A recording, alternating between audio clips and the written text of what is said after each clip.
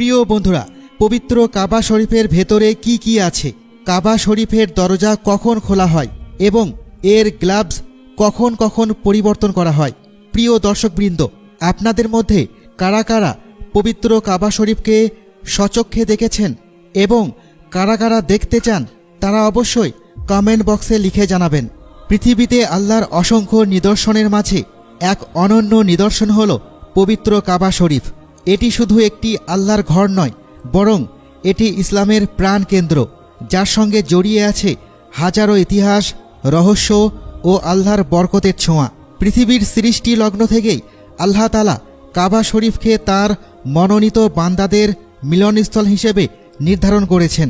আমাদের আদি পিতা হজরত আদম আলাইহিসসালাম যখন ইবাদতের জন্য আল্লাহর কাছে একটি মসজিদের আবেদন করেন, তখন আল্লাহ তাআলা তাঁর আদেশে ফেরেশতাদের মাধ্যমে চতুর্থ আসমানে অবস্থিত বাইতুল ইজ্জতের অনুকরণে পৃথিবীর মাঝখানে একটি মসজিদ স্থাপন করেন।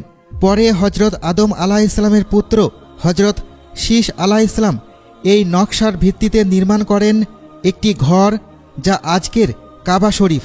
কাবা শরীফ একটি বর্গাকৃতির ঘর। এর উচ্চতা প্রায় ৩৯ ফুট ৬ ইঞ্চি। এটি এমন এক ঘর যা বরকতে ভরপুর। এখানেই রয়েছে আল্লাহর বহু নিদর্শন, যেমন হাজরে আসওয়াদ, মাকামে ইব্রাহিম, সাফা ও মারোয়া পাহাড়, জমজম কূপ ইত্যাদি। আপনি হয়তো জেনে অবাক হবেন, কাবা শরীফের ভেতরে কোনো বিদ্যুৎ বাতি নেই কোনো জানালা, শুধু একটি দরজা। মার্বেল পাথরে নির্মিত এর মেঝে ও দেওয়াল শান্তির ছোঁয়া দেয়। এই দরজাটি কাবা ঘরের পূর্ব পাশে হাজরে আসওয়াদ পাথরের পাশে অবস্থিত। হাজরে আসওয়াদ অর্থ কালো পাথর। এটি জান্নাত থেকে আগত এক বিশেষ পাথর, যা কাবার দক্ষিণ পূর্ব কোণে রূপার বৃত্তে বাঁধানো অবস্থায় রয়েছে। এই হাজরে আসওয়াদ থেকে দরজা পর্যন্ত যে স্থান, তাকে বলা হয় মুলতাজাম। এটি দোয়া কবুলের একটি বিশেষ স্থান। কাবা শরীফের দক্ষিণ পশ্চিম কোণে রয়েছে রুকুনে ইয়ামানি, যেটি ইয়েমেনের দিকে হওয়ায় এ নাম পরিচিতি। আর উত্তর পশ্চিম কোণে সিরিয়ার দিক বরাবর আছে রুকুনে শামি। কাবা ঘরের উত্তরে অবস্থিত একটি আধা বৃত্তাকার দেওয়াল ঘেরা স্থানকে বলা হয় হাতিম।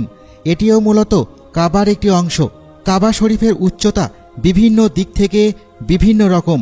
পূর্ব দিক থেকে 14 মিটার, দক্ষিণ ও পশ্চিমে 12.12 মিটার এবং উত্তরে 11.28 মিটার।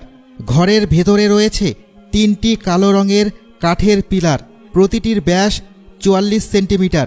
এই পিলারগুলো প্রতিষ্ঠা করেন বিখ্যাত সাহাবী হজরত আবদুল্লাহ বিন জুবায়ের রাদিয়াল্লাহু তাআলা আনহু। পিলারগুলোর বয়স প্রায় 1350 বছর। 3টি পিলারের মাঝখানে রয়েছে একটি দণ্ড, যেখানে কাবা শরীফের জন্য প্রেরিত তামা, রূপা ও মূল্যবান কাজের তৈরি ঝাড়বাতি ঝুলিয়ে রাখা হয়। এছাড়াও কাবা ঘরের 2টি ছাদ রয়েছে।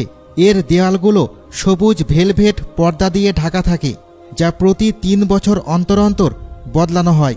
ছাদে রয়েছে একটি কাঁচ ঢাকা ভেন্টিলেটর, যার দৈর্ঘ্য 127 সেন্টিমিটার এবং প্রস্থ 104 সেন্টিমিটার। এখান দিয়ে সূর্যের আলো কাবা শরীফের ভেতরে প্রবেশ করে। ঘর পরিষ্কারের সময় এটি খুলে দেওয়া হয়। কাবা শরীফের ভেতর বছরে 2 বার পরিষ্কার করা হয়। হিজরি শাবান মাসের 15 তারিখ এবং মহরম মাসের মাঝামাঝি সময়ে জমজম কূপের পানি ও গোলাপ আতর মিশিয়ে মেঝে ও দেওয়াল ধুয়ে পরিষ্কার করা হয়। এরপর তা সাদা কাপড় ও টিস্যু দিয়ে মুছে সুগন্ধি লাগানো হয়। কাবা শরীফের উপর যে কালো কাপড় আবরণটি থাকে, সেটি প্রতি বছর 9 জিলহজে বদলানো হয়। এই কাপড়টিকে বলা হয় কিসোয়া।